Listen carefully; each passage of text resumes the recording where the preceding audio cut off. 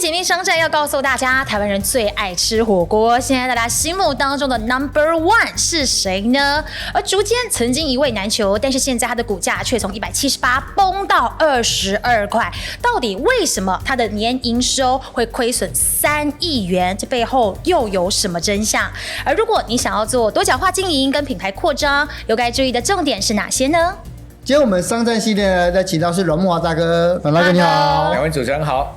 是我们今天要谈竹间哦，实际上这个我觉得非常特别，因为它的起家是在一个非常奇特的地方，大家想都想不到的。确实哦，这个竹间，我想台湾人没吃过也听过，没听过也路过，也路过，所以他的店在台湾是非常多了哈。但可能很多人没想到，他居然是在蒙阿波旁边起家的。真的吗？对，他是2010年在基隆一个公墓旁边的一家石头火锅店，而且那家石头火锅店是要被顶让的。所以竹间的老板林海杰顶了这一家店，那当时只有3个员工，你看2010年做到现在3000个员工，然后旗下品牌16个，然后呢总共的店数将近200家。那竹间到底怎么成功？大家可能会问嘛，对不对？为什么可以从2010年到现在扩展的速度这么大？我觉得第一个就是他走对方向嘛，台湾人爱吃小火锅了，真的，这是一个方向。那另外呢，也就是2010年其实到现在整个大环境也是不错的，天时地利人和，这是一个因素。另外他自己本身经营策略上，我觉得也有独到之处。第一个呢，就是他其实一开始就往大店数的方向在发展，所以这个老板还没有企图心，所以他就投了6000万，去做了整个全套的系统，就是标准化的系统。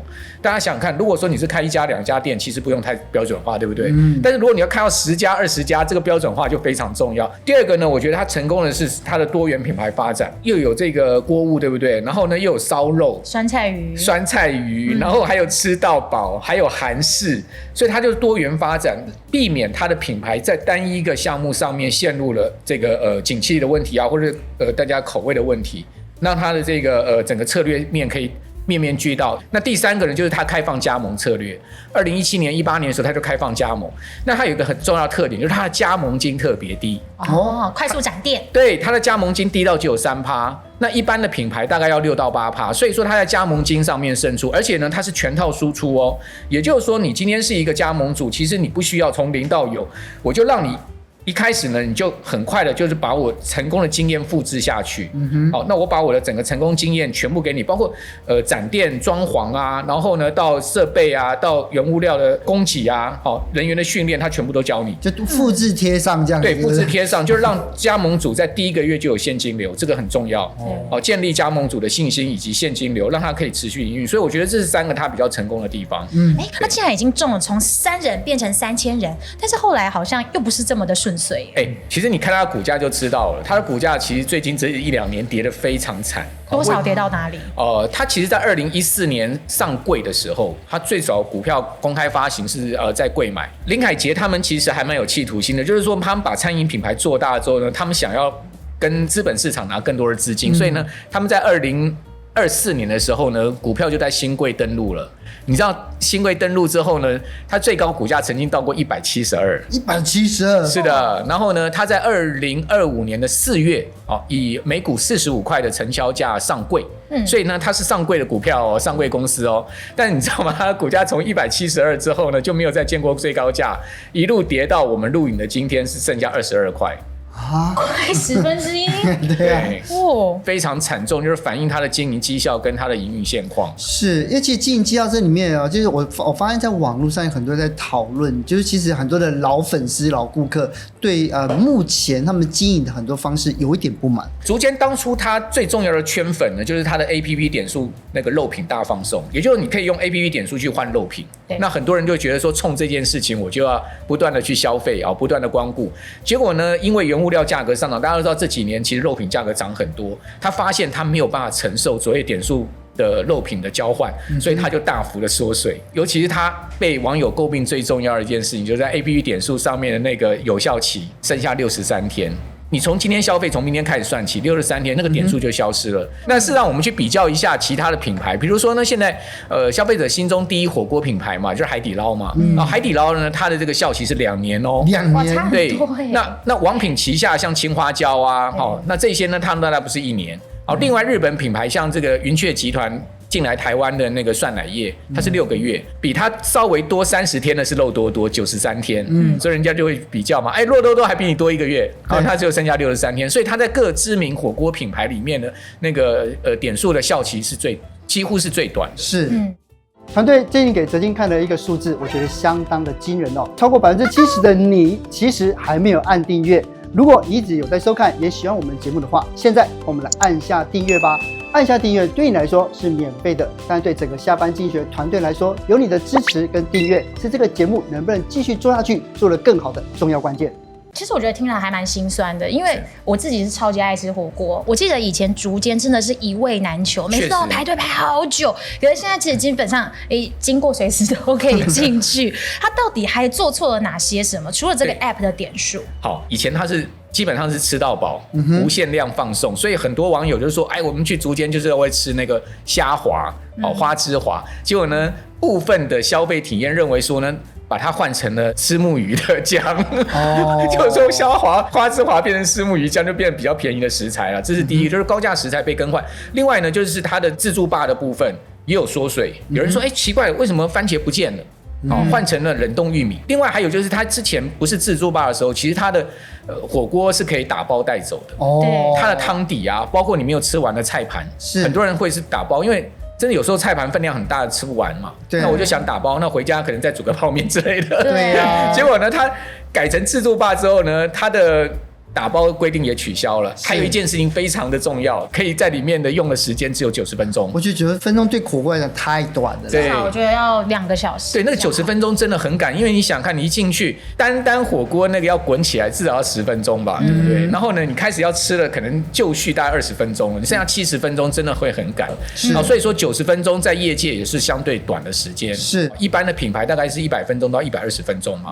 好，那这个是现在被大家诟病的主要4个原因。是。另外呢，在消费体验上面呢，刚才不是讲嘛，其实以前竹间都是要定位的，而且是1个月前、2个月前定位，现在走进去呢，好像就有位置了，对不对？大家就觉得说你生意是不是变差了？事实上，另外一个角度，我自己就遇过这个状况。我明明就有空桌，那我就问服务生说，为什么有空桌你不让我坐进去？他就说呢，我们怎么样？你们就讲了一堆理由就对了，那就反正他的空桌就不是开放。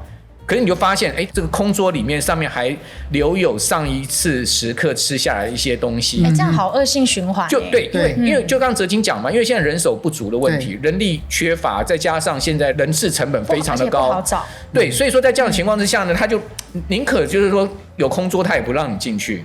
还有就是因为他大量开放加盟啦，所以说加盟品质下面呢，每一家的水准开始出现参差不齐，包括人员的训练有问题。有时候大家觉得他们的服务态度没有那么好。是。好，那这些都是在被网友诟病的事情。是，其实我听起来啊，就是说，因为其实他一开始是要走中价位的，对。可是他中价位的优势都已经消失掉。如果要便宜，我有更便宜的；要更好的，有更精致的选择嘛。确实啊，因为走中价位，大家要的就是2个字 CP 嘛，要的就是 CP 值这件事情嘛。结果你现在这些服务缩水，然后呢，食材缩水，包括肉盘也有人讲说它变小了，你知道吗？肉变薄，对，所以这样子一个CP 值就不高了。不过其实如果在这些餐饮品牌当中老字号，而且一直以来都做得蛮好的，我想王品绝对是其中之一哦。他们也是做了非常多角化的这个经营模式，然后呢，品牌也是不断的在扩张，但是王品到现在还是挺成功的啊。有没有一些是竹间可以拿来参考的？对，我觉得王品成功原因有几个。第一个呢，就是它的先发优势啦。因为大家知道王品在台湾，它其实最早的连锁餐饮体系。好，所以它的先发优势确实也是它不断的可以在台湾站稳脚步的一个很重要的因素。另外一个因素呢，就是我觉得王品它在成本控管上面很强。摊开王品的财报，你会发现，王品它居然可以连续3年创造超过15块以上的 EPS 哦。它去年的 EPS 是16块。即使在水电费高涨，然后呢，人事成本高涨，食材成本高涨，包括这样店租成本也涨很多，这几年情况之下，它可以维持这么好的一个 EPS 是确实不容易。而且另外还有就是，大家讲说内需消费不景气，事实上你从王品上好像看不到这样的状况。对，因为它的营收是逐年在增长，像2025年，它去年的营收成长5%。5%虽然不多，但你知道它总营收是234.5亿哦。哇！所以可见。他一天几乎做1亿的生意就是整个王品集团。那今年他已经连续好几天，一天他的营收是破亿了。好，所以可见它今年的营收又更往上冲了。好，所以那另外呢，就是王品，我觉得它在 APP 经营上面蛮成功的。大家知道它总共有600万人呢，台湾才多少人？它的丰美食有600万人，它用 APP 绑住大家，然后 APP 的点数回馈，我们刚刚讲它的期效是1年。基本上呢，这个也会让消费者觉得说这是合理的，对不对？还有呢，就是去吃它不同系列的东西，你会换到一些小的菜啊、赠品啊这些。好，另外呢，你可以用 APP 定位，然后你还可以用 APP 预点餐。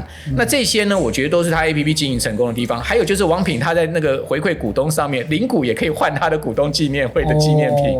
那这些呢，我觉得是它成功的地方。那另外呢，就是它在它的多角化的品牌经营上面，我觉得它有巩固它一定的滩头跑的阵地，不让人家入侵。比如说讲火锅的部分，你看它低价就是12锅嘛，对，那它中价位稍微高一点就是那个巨，对不对？然后还有肉翅方，然后还有和牛涮、青花椒，对不对？对，哦，你会发现它其实在价位上面它的层次感非常清楚，它会让消费者知道说我今天我口袋有多少钱，我应该去哪一家。另外呢，它的服务体验也相当好。比如说大家去过王品就知道，它的那个员工的态度各方面，其实都会让你觉得说你有被尊重到嘛。是，好，我觉得它在员工的要求上面也是很到位的。好，还有就是它的食材各方面，比如说我们讲说火锅来讲吧，大家去聚，你就会发现它其实的野菜放题。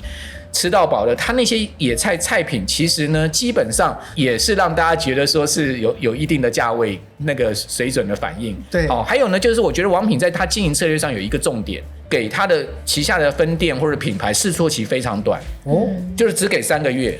一家店如果不赚钱、亏损，或者他觉得经营状况不好，他就给你3个月的时间。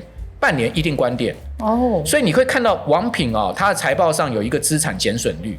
那这个资产减损率呢，比如说从2022年，它也的确是有这个关店的资产减损，但是呢，都控制在1%以内。逐渐就是2025年就一次，就这个资产减损高达6%。你知道2025年的时候，逐渐它居然亏损将近3亿多，等于说一季将近亏1亿，你知道它每股 EPS 亏掉多少？亏掉6块多，将近7块，等于说亏掉超过半个股本，那我不懂，他们就已经有这么多问题，怎么还没有赶快去及时止损，或者是改变策略？有啊，它有止损啊。比如说，我举一个最简单的例，如果大家有看到有一家竹间的老店。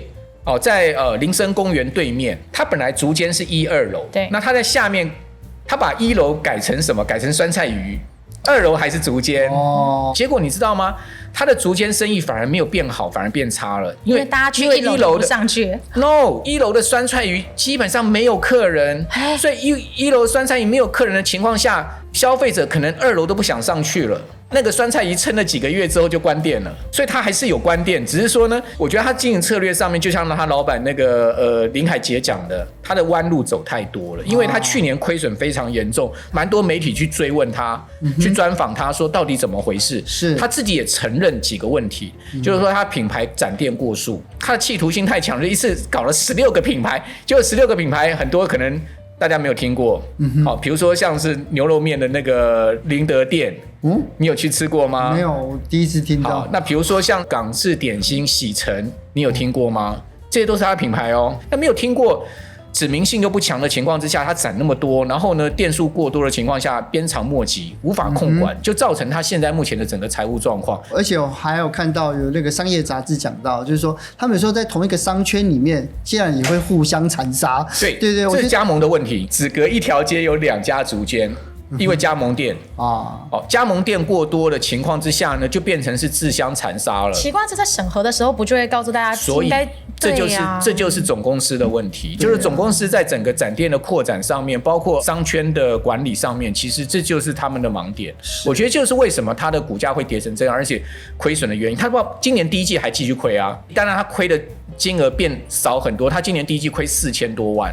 但还是亏，只是说它比去年第一季的时候同期的亏损减少了76%，已经很明显的在改善了啦，但是还是亏损啊。是，那其实呢，另外一个就是因为它除了在国内的快速扩张之外，它也有到海外去嘛。我听说他们也有在香港，但是香港好像也发展的没有那么好，对不对？对，他去香港最热闹的地方去旺角对不对？大家都想到去旺角应该包赢的啦，没有问题啊，因为旺角基本上就是香港人流汇聚的地方嘛，那而且他一次去开了3个品牌，就是竹间幸福锅物，加上他的酸菜鱼，还有他的烧肉 Smile，3个品牌他把台湾的竹间一条街的经验复制到旺角，结果呢居然失败了，而且还是惨痛的3个品牌一次关店。为什么？因为他忽略了第一个，香港这几年它的大环境没有那么好。那香港人呢，现在呢都是到深圳去消费，就是北上深圳消费。对，因为香港本地的物价非常的贵，所以香港人也开始到深圳去消费，因为深圳跟香港物价差实在太多了。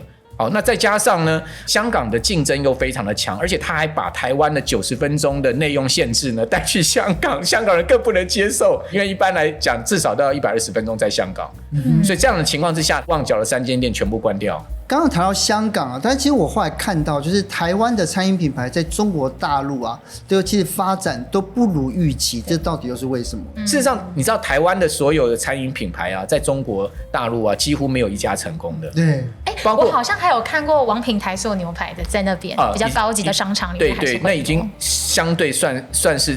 还能幸存的，对不对？比如说我讲，像去年大家印象最深刻的就是八方云集全部关掉嘛，全部止损嘛，好，在中国，对不对？对。好，然后另外呢，最早85度 C， 对，还记得吗？还是有，对，但是他一次关了200家店，连鼎泰丰、华北14家店也全部关，连鼎泰丰都没有办法经营成功。那你要知道，鼎泰丰的经营管理是非常厉害的，对不对？他都在中国大陆没有办法生存。好，那我们跟他讲王品。王品2018年在中国大陆也是断羽而归哦。你刚刚讲说，好像台塑牛排还看到几家店，那已经是凤毛麟角了。王品早在2018年的时候，他在中国就一下关了3个品牌。所以基本上中国大陆的经营不是我们台湾人想象的，你知道吗？因为我觉得大陆有几个问题，第一个它的幅员太辽阔，由大江南北，它其实口味都不一样。那我们台湾的不管火锅啊或者餐饮的口味比较偏清淡，对，台湾人不喜欢那么重咸辣，对不对？但是你到中国大陆去，众口难调。中国大陆哪有在跟你吃清淡的？对。第二个呢，就是中国大陆他们的业者非常狼性，你知道吗？他们狼性到说他们的那个店的规模啊，包括他们敢投的那些食材的原物料啊，到他的整个店的装潢跟气氛啊，各种噱头啊，你真的是没有办法跟他拼。比如说海底捞就好了，台湾哪一家业者能复制海底捞给客人的体感感受？不是只有吃而已哦，肉麻式的服务，对，那种无感，对不对？它就是整个无感肉麻式的服务，那种让你觉得说不太可能，就是我怎么去过一次你就知道我的名字是什么，下一次来你还可以叫出我的姓，不是蔡尚华，蔡尚华大家都认识啊，对，换了也不是阮木华，大家也不是谢哲青啊，不是，换了任何一个人去，他可能就说，某某小姐，你上次来怎样？他还记得你的名字。他们现在不止做美甲哦，海底捞他们现在那边还帮你洗头，因为吃完以后很臭，所以他们的那个烧烤还可以洗头。所以大陆的这种狼性，不是台湾业者能去比拼跟复制的，这个就大家都很清楚。那另外呢，就是整个大环境，其实最近这几年大陆的内需大环境也没有那么好，是，然后再加上它的消费层次的价格要提升也不是那么容易，因为一般的老百姓所得成长有限的情况之下，他其实在吃上面他没有办法负担那么沉重的支出，因为他在住的成本非常的高。对，所以我觉得这些原因就是使得台湾的品牌在大陆无法生存的主要原因。是，如果说逐渐请那个木华哥去做他们的企业顾问，或者说你在思考这个企业如何起死回生，你会怎么做呢？好，我觉得第一件事情很重要的是一定要断尾求生，把所有不赚钱的品牌通通关掉。像亚瑟士一样，对不对？没错，亚瑟士当年也是这样子啊，后来他就弄出了一个鬼冢虎啊，光是靠鬼冢虎就让亚瑟士重新翻身了，股价涨得那么大，把他的游泳什么其他的不赚钱的全部砍掉，一定要，因为台湾其实不缺餐饮品牌，也不缺这个餐饮门店。重点是你到底能不能真正抓到消费者的心，让消费者觉得说呢，我在这边花同样是500块或者是1000块，体验经验是好的，然后我也真的有吃到我想要吃到的东西。是，那我觉得逐渐应该从这个角度去思考，就是真正从消费者的体验去思考。那消费者呢，就自然会给你回馈。但是呢，先从财务改善面开始，我觉得很重要，因为它毕竟是上柜公司啊，所以上柜公司它会面临到每一季的财报压力啊，所以在财报压力上面，你一定要开始往你的整个财务结构去做调整。所以我哲青刚问我，如果我要做他的顾问的话，第一件事情就把你所有的门店摊开来看，哪一家门店的那个毛利率是高的，哪一家门店的毛利率是低的，甚至哪一家门店是亏损的，先从亏损的断尾求生起，然后呢，毛利低的我们放在第二波淘汰，留下毛利高的，同时去检讨说为什么同样都是竹间幸福锅物，不同的2个店，它的毛利会有这么大的差异？照来讲应该不会，对不对？为什么？然后它的翻桌率、它的客流量以及它的商圈情况到底是什么，去做完整的行销比对。我觉得要先从这个基本功打起了。